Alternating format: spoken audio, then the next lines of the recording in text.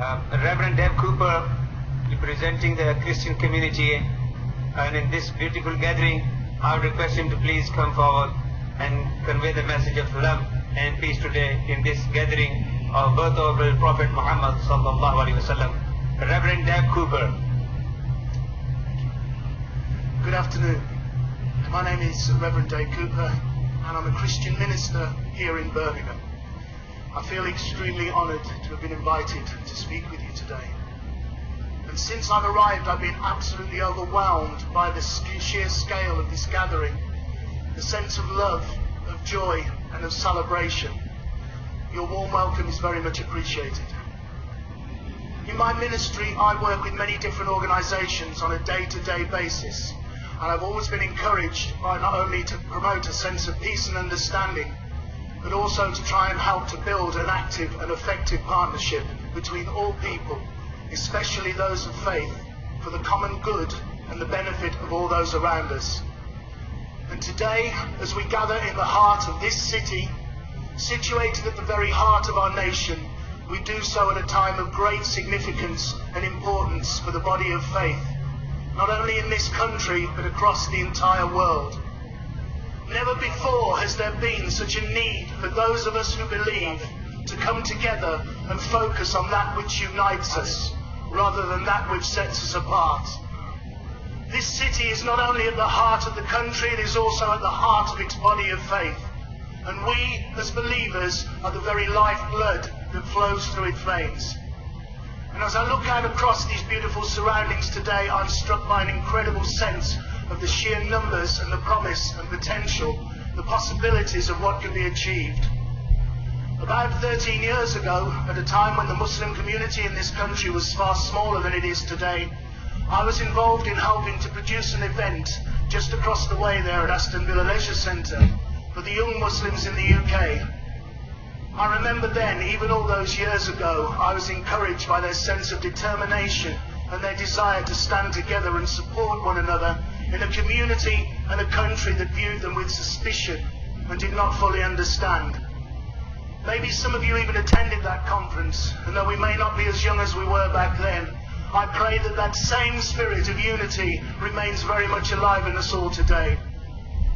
Just to be invited to speak with you gives me a deep sense of hope for the future. A future in which we continue to support, influence and transform our communities with a message of peace, of love, of mutual respect and of careful consideration. The most lasting and effective way to achieve this is together. But how can we hope to make this possible? The answer is simple. We must be united in our compassion, joining together in helping our community by using our energy, our talents and our resources. By doing this, we can not only help and support one another, we can also do the most good for all of those in genuine need.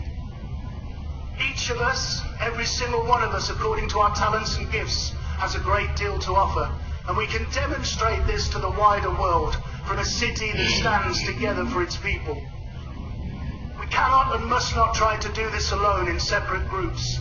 Imagine what can be achieved if we work together, when we look at the great need that exists within the lives of so many people, and we commit to tackle this, standing in unity, side by side. It is a time to move beyond the media stories that seemingly only try to accentuate our differences and to divide us.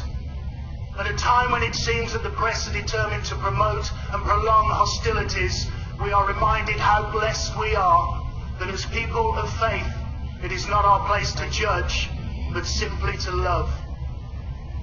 So we must look beyond this shallow reporting, this sensationalism that tries to disrupt and distort and tarnish every positive expression of peace.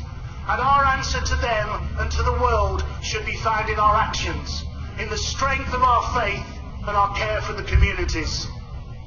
Whether we're feeding the poor, comforting those who mourn, caring for our elders, or inspiring our young people, we should provide opportunities for discussion between people of all faiths, and even those of no faith. It is up to us to shape the way in which the world sees us. So the message I want to leave you with today is one of love and one of peace. of openness and understanding. And it is a message that I know resonates deep within all of us as people of faith. That so many of you have chosen to gather here today at this wonderful event to spend this time together displays an incredible sense of unity and community from which we all must learn. In fact, there is so much we can learn from one another, and I stand before you today optimistic and open to all that the future holds. I've been connecting with faith and community leaders, business people, organisations and governing bodies, all people of influence and integrity, and carrying with me this same message, that we stand together and we can achieve extraordinary things. Assalamu alaikum. Peace be with you. Thank you.